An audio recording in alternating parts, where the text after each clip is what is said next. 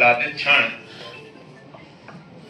वसंत की छटा, और एक शब्द में कहूं तो पूरा भारत। क्या है भारत? ज्ञान की खोज में लगा हुआ। क्या है भारत? संपूर्णता। क्या है भारत? समग्रता। क्या है भारत? हिंदू। हिंदू क्या है? सनातन। सनातन क्या है? प्राकृतिक मूल्य। मूल्यों की रक्षा कैसे होगी? हनुमत भाव से।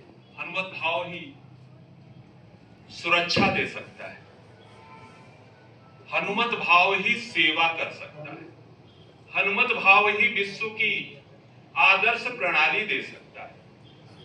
और छोटा बच्चा जब मां के साए में होता है तो वो सबसे सुरक्षित होता है। हिंदुस्तान में खोजे हमारी मां कहां है, तो धरती मां के बाद यहां बैठे हुए ये वेटरन्स, यही हमारी मां है।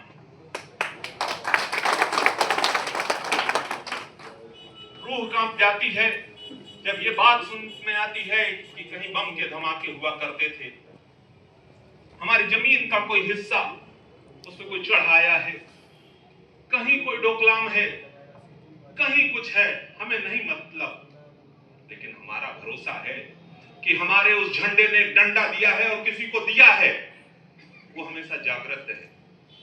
वो इस देश की आशाओं पे खड़ा है कि हमारी भूमि का 1 इंच भी तुम छू नहीं सकते। हमारे संस्कारों पर जब तक मैं चाह रहा हूं तब तक ही तुम हेर फेर कर सकते हो। जिस दिन मेरा डिसीजन हो गया, मैंने निर्णय ले लिया, फिर लाल किले की प्राचीर बदल जाएगी।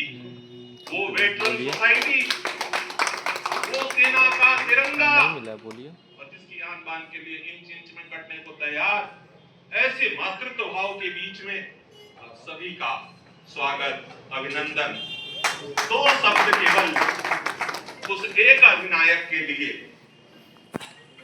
जो प्रज्वलित हुआ। अच्छा, ये खास महीना, बड़ा खास महीना हमारे पूरे 12 महीने में, जिसको जनवरी कहते हैं, दिसंबर के बाद विवेकानंद से शुरू, शिकागो की आवाज, और वो आवाज कम्युनिकेट करती है। साइंस कहता है कि हमारे थॉट्स अगर निकले हैं तो कहीं ना कहीं उसको रिसीव करने वाला, परिपाटी में देखें तो वो विवेकानंद की आवाज हमको कहां मिलती है, तो वो सुभाष चंद्र बोस में मिलती है। वो प्रज्वलित आग जो कहती है कि हमेशा बुद्ध का देश नहीं हो सकता, इसे शुद्ध भी होना पड़ेगा। शुद्ध होने के बाद ही हम बुद्ध हो सकते हैं, क्योंकि जब आप प्रकृति से दूर जाएंगे, दुर्गुणों की ओर जाएंगे, नाली जाम हो जाएगी, सुवास नहीं आएगी, सुगंध नहीं आएगी, तो आपको प्योर होना पड़ेगा किसी भी क्षेत्र में।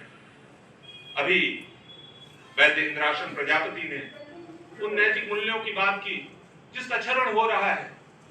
ये हिंदुस्तान जिस भी स्थिति में था, लेकिन एक मूल भावना थी यहां पर, उस मूल भावना का क्षरण हो रहा है, जिसकी तमाम चर्चा अभी हुई, आगे भी होगी और ये चलती रहेगी, क्योंकि कोई भी स्थिति आदर्श नहीं होती है।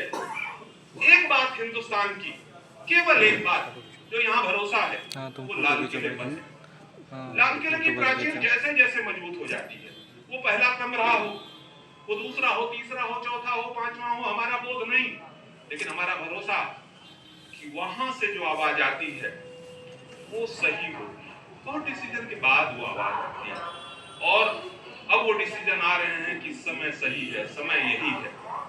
हमारा भी दौर था, हमको इधर से सबका है, हमारे लाल किले ने कहा कि हम उपवास वाले देश, हम उपवास कर लेंगे, सामने हो जाए ना। हमारा भी समय रहा होगा, हमारी टेक्नोलॉजी पीछे थी। आज हमारे बच्चे आईआईटी छोड़ दीजिए, डिग्री कॉलेज तक में वो स्किल है कि कहो जो तुम वो हम भी बना देंगे। हमारे यहाँ भी काम हो रहा है, हमारे भी बच्चे पढ़ रहे हैं। तो ये मिसाइल बम बहुत छोटी चीज है यार, और उससे भी बराबर पुरानी परंपरा, हमारी सनातन परंपरा, ये तो कहती बम बम। तो हम तो उसी अवधारणा से ही हैं कि समग्र हुए, एक हुए तो संगे कलयुगे शक्ति। एक हो गए तो दुनिया में कोई ताकत हमको रोक ही नहीं सकती है। उस एक होने के लिए पंचमकार, 5 चीजों का, इंद्रियों का जय होना चाहिए। वो माधव से होगा। माधव आकर्षण से आएगा, वो कर्म से आएगा। कर्म की दीपशिखा हमें जलानी पड़ेगी, अनुशासन लाना पड़ेगा। और अनुशासन की प्रतिमूर्ति हमारे बीच में बैठे हुए हैं। सबको सुनने की इच्छा होगी, सभी लोगों से कुछ न कुछ हम लोगों को सीखने की इच्छा होगी। और निश्चित रूप से हम सब बहुत धन्यभागी हैं कि आज ये हमको विलक्षण अवसर मिला है। लोकतंत्र के चारों आयाम हमको यहाँ दिख रहे हैं और आगे हम सभी जो है आसान्वित आशीर्वचनों से आप प्लावित होंगे। धन्यवाद। जैसा कि सिद्धपीठ हनुमानगढ़ी के महंत और हिंदू सुरक्षा सेवा संघ के राष्ट्रीय अध्यक्ष, हम सब के परम आदरणीय गुरुदेव, जिनके सानिध्य में हम सब पूरे भारत में हिंदू जागरण अभियान को लेकर काम कर रहे हैं, पूज्य महाराज जी हम लोगों से वीडियो कॉन्फ्रेंसिंग के माध्यम से जुड़ रहे हैं। 2 मिनट का पूज्य महाराज जी को हम सब का आशीर्वचन प्राप्त होगा। मैं पूज्य महाराज जी से निवेदन करूंगा, पूज्य महाराज जी हम सबको संबोधित करें।